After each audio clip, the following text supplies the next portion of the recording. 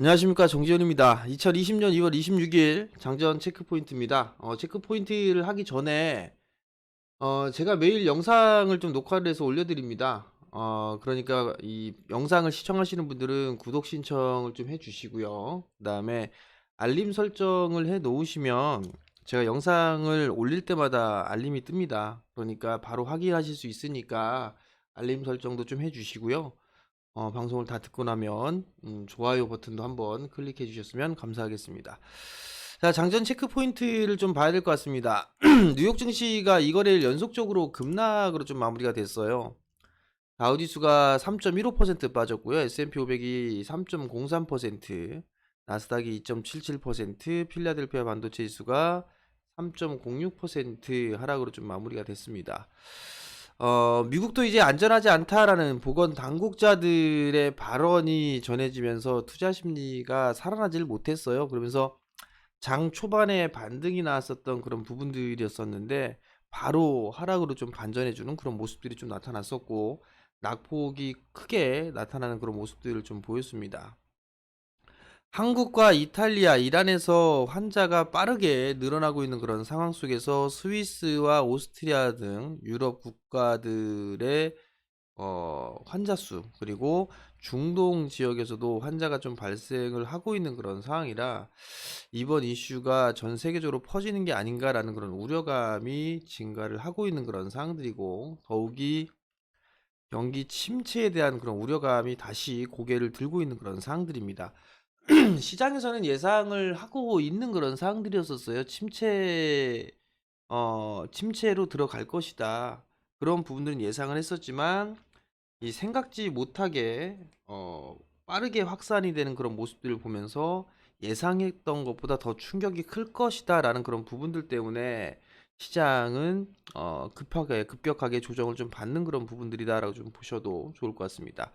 트럼프 대통령은 미국에서는 코로나19가 통제가 되고 있고 백신 개발도 매우 가까워졌다, 뭐 이런 발언을 했는데요. 시장의 불안을 잠재우기는 좀 역부족했었습니다. 뿐만 아니라 이 트럼프 대통령의 발언은 올해 대선도 있는 그런 상황들이기 때문에 지수가 밀리는 그런 모습들을 좀 보이게 되면 그다지 좋지가 않겠죠. 그렇기 때문에 립 서비스가 좀 나왔었는데 아마 시장이 이렇게 밀려 내려오는 그런 모습들을 좀 보여주면서 트럼프의 립 서비스도 좀 더 커지지 많아지지 않을까라고 좀 판단이 됩니다. 물론 대선이 있기 때문에 아마 신경을 좀 쓰고 있지 않을까라고 좀 판단이 됩니다. 이번 일로 인해서 미국채 10년물이 1.31%대까지 떨어지면서 사상 최저치를 좀 기록을 했습니다. 단기 금리 차가 또 역전되는 그런 모습들을 좀 보였고요. 금 가격 같은 경우는 차익 실현으로 하락 마감이 됐고요. 유가 또한 마찬가지로 50불이 하회되는 그런 모습들을 좀 보이면서 시장에 있어서 이 침체로 들어가는 게 아니냐라는 그런 우려감을 좀 가중시키는 그런 모습들을 좀 보이고 있습니다. 리처드 클라리다 연준 부회장 같은 경우에 발언을 좀 볼 수가 있을 것 같은데요. 경제 충격 정도와 이것이 통화정책 전망의 수정을 필요로 할 것인지 판단하기는 이르다. 그렇지만 상황을 예의주시하고 있다라고 언급을 했습니다. 그러니까 이 부분들로 인해서 금리 인하 시기가 맞다라면 금리 인하를 단행하겠다라는 그런 부분들로 좀 마음을 좀 열어놓은 그런 상황이다라고 좀 보시면 좋을 것 같고요. 중국 경제 혼란이 다른 지역으로 확산될 수 있다라는 이런 부분들, 이게 지금 계속적으로 확산이 되고 있죠. 그렇기 때문에 상황에 맞춰서 대응을 하겠다라고 발언을 했습니다. 뉴욕 증시 전문가들 같은 경우는 경제 충격에 대한 우려가 지속될 것으로 예상을 하고 있는 그런 상황들이에요. 그러다 보니까 미국 시장이 좀 많이 밀려 내려오는 그런 상황을 보였고요. 거기에 따라서 대부분의 업종들, 섹터들이 하락으로 좀 마무리가 됐습니다. 에너지주와 산업주, 재료주 이쪽 섹터가 4% 이상 급락이 나왔고요. 기술주 같은 경우는 3.18% 하락으로 마무리가 됐습니다. 주요 종목군들 애플이나 마이크론 테크놀로지 대부분 다 급락이 나왔어요. 애플이 3.39%, 마이크론 테크놀로지가 5.29%, 5G 쪽 T모바일은 1.86%, 어플라이드 머티리얼즈 같은 경우는 3.63%, 테슬라는 4.06% 하락으로 마무리가 되는 그런 모습들을 좀 보였습니다. 대체적으로 시장을 보게 되면 한국하고는 좀 정반대죠. 붉게 물들어 있는 부분들이 하락이에요. 대부분의 종목군들이 2% 이상 하락을 했다라는 부분들. 그러면서 시장이 좀 급락이 나왔다라고 좀 보시면 좋을 것 같은데요. 다우지수 같은 경우를 보게 되면 계속적으로 241선짜리대를 좀 지지를 약간 이탈했습니다. 바로 회복을 해줬고 지지가 되는 그런 모습들을 보였었는데 이번에는 다시 깨지는 그런 모습들을 좀 보였고 다우지수 같은 경우는 이제 RSI 지표가 침체권역으로 좀 들어가 있는 그런 상황들이에요. 이런 상황들이 전개가 되다 보니까 일단 낙폭과대로 좀 진입을 하고 있다라고 보고 있는 그런 상황들입니다. 아직까지 RSI 지표 같은 경우는 낙폭과대로 좀 침체 쪽으로 들어가 있는 그런 상황들이죠. 241선을 지지를 해주는 그런 모습들 좀 보여주고 있고 급락에 따른 기술적인 반등 타이밍을 좀 노려봐도 좋지 않을까라고 좀 판단이 되고요. 나스닥 시장 같은 경우 61선을 깼어요. 깨는 그런 모습들 좀 보여주면서 하락의 가속도가 좀 붙는 그런 모습들 좀 보여주고 있는 그런 상황들인데 여기서부터는 이제 반등 타이밍을 노려봐야 될 그럴 구간이 아닌가라고 좀 판단이 됩니다. S&P 500 같은 경우도 121선을 깨는 그런 모습들을 좀 보였었고 마찬가지로 RSI가 침체 국면으로 접어들었다. 그렇다는 얘기는 이제 기술적인 반등 타이밍이 서서히 좀 나올 준비를 하고 있다라고 좀 보시면 좋을 것 같습니다. MSCI 한국 인덱스 펀드 같은 경우 보게 된다면 월요일 날에 저점을 좀 깨지는 않았어요. 깨지는 않았고 갭 상승이 나왔다가 하락으로 좀 마무리가 되는 그런 모습들이 보이면서 장대 음봉이죠. 일단 변동성이 좀 클 것으로 예상을 하고 있는 그런 상황들이에요. 야간 선물 같은 경우도 큰 폭으로 좀 밀리는 그런 모습들이 좀 나와줬기 때문에 한국 시장도 조금 영향을 받지 않을까라고 좀 판단이 됩니다. 야간 선물 같은 경우는 2.37% 하락 마무리가 됐어요. 외국인 쪽에 있어서 대량 매도로 급락 마감을 했는데요. 수급적으로도 상당히 좀 좋지가 않죠. 거래소 외국인은 이 거래일 연속적으로 좀 대량 매도가 나왔어요. 1조 5천억대가 넘는 대량의 순매도가 좀 이 거래일 연속적으로 좀 나와주는 그런 모습들이었었어요. 지금 이 거래일 연속적으로 7천억대 거의 뭐 8천억 가까운 매도세가 나와주고 있는 그런 상황들인데 기관 쪽 같은 경우는 매수세가 이렇게 강하지가 않아요. 다행인 부분들은 연기금 쪽에서의 저가 매수가 들어와주고 있고 투신 쪽, 보험 쪽, 다른 기관 쪽들까지도 매수가 좀 들어와주고 있는 그런 모습들은 긍정적이다라고 좀 보셔도 좋을 것 같은데 여전히 개인 쪽에 있어서의 비중이 더 많다라는 건 좀 부담 요인으로 작용할 수가 있을 것 같습니다. 거래소의 외국인 주요 순매수 종목군들을 보게 되면 네이버, 삼성전기, LG유플러스, 카카오, NC소프트, 농심, 삼성물산 이런 종목군들이 있는데요. 성장주 위주의 종목군들을 순매수를 하고 있지만 매수에 대한 강도는 약화되고 있다라고 좀 보셔야 될 것 같습니다. 삼성전자, SK하이닉스가 매도가 좀 집중되고 있는 그런 상황들이에요. 전날 4,700억 이상 매도가 나와주는 그런 모습들 보여주고 있고 이 거래일 연속적으로 8천억 가까이 매도가 나는데 대부분의 절반 이상이 삼성전자와 SK하이닉스, 삼성전자 우선주에 좀 집중되어 있다라는 거. 그렇다는 얘기는 IT 쪽에 있어서의 차익 매물이 좀 쏟아지고 있다라고 좀 보시면 좋을 것 같습니다. 거래소 기관의 주요 순매수 종목군들을 보게 되면 삼성전자, SK하이닉스, 삼성 SDI, 셀트리온, 삼성 바이오로직스, 호텔신라 뭐 이런 종목이 포진되어 있는데요. 여전히 성장주 섹터를 매수를 해주고 있고 제약바이오 섹터 이런 쪽으로 매수를 해주고 있는 그런 모습들 좀 보여주고 있습니다. 외국인 쪽에 있어서의 매도 부분들을 기관 쪽에서 받아주고 있는 그런 상황들이지만 크게 지수를 방어하기에는 역부족이다라고 좀 보시면 좋을 것 같습니다. 전일 코스닥 같은 경우는 정반대였어요. 거래소하고는 외국인 쪽에 있어서의 공격적인 매수세가 좀 유입이 됐어요. 기관 쪽 같은 경우는 900억대의 매수가 들어왔고요. 반대로 개인 같은 경우는 2240억대의 순매도를 좀 기록을 했습니다. 일단 수급 개선이 좀 되는 그런 모습들이 전개가 되는가 그 부분들을 살펴봐야 될 것 같은데 오늘도 흐름들을 좀 봐야 되지 않을까라고 좀 판단이 됩니다. 코스닥 외국인 주요 순매수 종목군들을 보게 되면 SFA 반도체, HLB, KMW, 시젠, 셰틀뱅크, 솔브레인 IT 쪽과 제약바이오 섹터 순매수를 해주고 있고요. 코스닥 기관 주요 순매수 종목군들을 보게 되면 셀트리온 헬스케어, 원익 IPS, KMW, MC넥스, RFHIC, 헬릭스미스 마찬가지로 제약바이오 쪽 섹터와 IT 섹터 쪽을 순매수를 좀 해주고 있는 그런 상황들입니다. 전일 미국 시장과 한국 야간 선물 시장의 급락이 나왔기 때문에 하락 출발이 좀 불가피해 보입니다. 보면 신용잔고가 여전히 지속적으로 좀 증가를 해주고 있고요. 24일 기준으로 270억 증가를 했어요. 10조 5,400억. 변동성 부분에 대해서 뇌갈이 될 수 있다라는 점을 좀 기억을 하시면 좋을 것 같고요. 여전히 신용, 미수, 스탁론 이런 부분들은 안 된다라는 거 꼭 기억을 하셨으면 좋겠고요.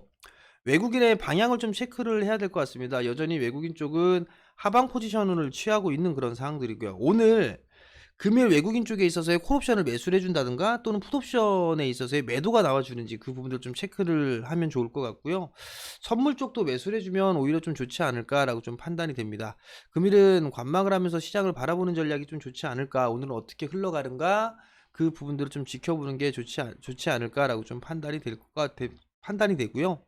시장이 급락이 아직까지는 낙폭과대로 좀 진입을 하지 않았어요. 그렇기 때문에 추가적인 하락도 대비할 필요가 있는데, 제가 판단을 했을 때는 추가적으로 막 급락이 나오거나 하기에는 만약에 신용에 대한 반대 매매라든가 이런 부분들이 아니라면은 하락에 있어서 어느 정도 저지를 할 수 있지 않을까라고 좀 판단이 됩니다. 하락 구간 속에서도 외국인과 기관은 성장 섹터에 관심을 보이고 있는 그런 상황들이기 때문에 성장 섹터에 초점을 맞추는 그런 전략이 좀 중요하지 않나라고 좀 판단이 됩니다. 올해 기준으로 보게 된다라면 지금 시장의 상황을 보게 되면 PBR 기준으로 놓고 봤을 때 현재 수준에 있어서 0.84배 정도가 됩니다. 그리고 PER 같은 경우는 지금 17배 정도 수준인데 20년도 선행 PER을 보게 된다라면 10배 대 초반까지 10배 대 초반까지 떨어졌었어요. 근데 이게 이 부분들이 약간 올라서 10.7배 정도 예상이 되고 있는 그런 상황들인데, 예상 PER, 올해 한 해의 PER을 보게 되면 10.7배 정도 수준, PBR 같은 경우는 0.82배 정도까지 떨어져 있단 말이에요. 그럼 금융위기 때 잠깐 출렁거렸을 때 0.73배 정도까지 밀렸었단 말이죠. 그렇다면 하락적인 그런 부분들도 좀 제한적이지 않을까라고 좀 판단이 됩니다. 결국은 시장에 있어서 뭐 메르스라든가 사스라든가 이런 부분들을 놓고 봤을 때를 보게 된다라면 2015년도의 흐름들을 좀 보게 된다라면 이때도 경기 침체에 대한 우려감 때문에 밀려내렸었어요. 그때도 낙폭 과대로 좀 진입을 해주는 그런 모습들을 좀 보였었죠. 요번에도 경기 침체에 대한 우려감 때문에 밀려 내려오는 그런 모습들을 좀 보일 수가 있을 거예요. 거래소 시장을 좀 보게 된다라면 2015년도 요때의 흐름들이 밀려 내려왔던 게 경기 침체에 대한 우려감이었단 말이에요. 사스 그 발병을 하고 난 이후에 낙폭가들이 좀 진입을 했던 그런 상황들이고, 최근 들어서도 경기 침체에 대한 우려감이 나오면서 밀려 내려오는 그런 모습들이 좀 전개가 될 수도 있다. 그러면 보시게 되면 RSI 지표가 낙폭과대로 좀 진입을 하면서 바닥을 만들어가는 그런 모습들을 좀 보이죠. 이쪽도 마찬가지로 낙폭과대로 좀 진입을 하면서 하방 경직을 좀 보이면서 반등 타이밍이 나오고 있는 그런 상황들이란 말이에요. 근데 오늘 만약에 개파락 출발을 하게 된다라면 낙폭과대로 진입을 하지 않을까 싶어요. 낙폭과대로 좀 진입을 하게 된다라면 거기에선 과거에 있어서는 변동성이 나오는 그런 모습들, 즉 지금 보게 되면 지수에 대한 부분들은 낙폭과대로 진입을 하면서 반등, 그러니까 변동성은 좀 커지는 그런 모습들을 보이겠지만 그 이상 회복을 해주는 그런 모습들이 반드시 나와줬다라는 거. 이때도 마찬가지죠. 두 번의 트릭이 있었어요. 두 번의 트릭이 있었지만 시간을 보내고 난 이후에는 다시 재차 이 낙폭과대 진입했던 그 자리대 이상으로 가고 있다라는 거. 그러니까 시간적인 부분들이 모든 것을 해결해 줄 것이다. 그렇게 좀 보시면 좋지 않을까 싶습니다. 결국은 시장에 있어서는 성장 섹터에 좀 포커스를 맞춰 주세요. 그리고 제가 오늘 관망을 하시라고 말씀을 드리는 이유는 주식 비중이 원체 많다 보니까 또 이렇게 무리수를 두거나 할 무리수를 좀 두지 않을까라는 그런 부분들 때문에 관망을 하면서 지켜보자라는 의견을 드리는 거니까 그 부분들 꼭 기억을 하셨으면 좋겠습니다. 수급 관심주는 뭐 셀트리온 헬스케어, 코나이, 뭐 나무기술 이런 종목군들인데요. 셀트리온 헬스케어 같은 경우는 조정을 좀 받을 수도 있어요. 어느 정도 이 상승에 대한 기본적인 목표치가 도달해주고 난 이후에 조정을 받을 부분들인데, 요 자리대 21선 자리대를 기준으로 좀 봤으면 좋겠어요. 만약에 대파락 출발해서 뭐 이런 식으로 요 자리대까지 밀린다. 그럼 타이트하게 손절 뭐 한 2, 3% 정도 잡고 접근을 하면 되지 않을까 싶어요. 그럼 뭐 만약에 이 갭자리를 메꾼다. 뭐 한 63,000원 이하권으로 가게 된다라면 요 자리대 좀 분할 매수 포인트를 좀 잡아봐도 괜찮지 않을까. 그렇게 좀 판단이 되고요. 호나이 같은 경우는 정부 정책 소비 촉진이나 이런 부분들이에요. 추가적인 상승 시도 어느 정도 목표치가 도달했기 때문에 밀릴 거예요. 그렇다는 얘기는 요 자리대죠. 요 자리대 이하권역에서 이렇게 요 자리대에서는 한 번쯤은 포인트를 잡아봐도 좋지 않을까라고 좀 판단이 되고, 나무기술 같은 경우는 전날에 이어서 신고가의 모습들을 좀 보였는데 매물대를 많이 좀 소화를 해주는 그런 모습들이에요. 신고가의 흐름이라 좀 부담스러운 그런 모습들을 좀 보여주고 있지만 조정 시에는 좀 관심 있게 봐도 좋지 않을까라고 좀 판단이 됩니다.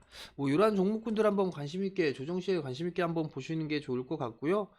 시장은 힘들지만 시간이 모든 것들을 해결해 줄 수 있습니다. 그러니까 너무 심리적으로 위축되지 마시고요. 오늘 장도 성공 투자하시고 저는 내일 장전시황에 다시 찾아뵙도록 하겠습니다. 성공 투자하십시오.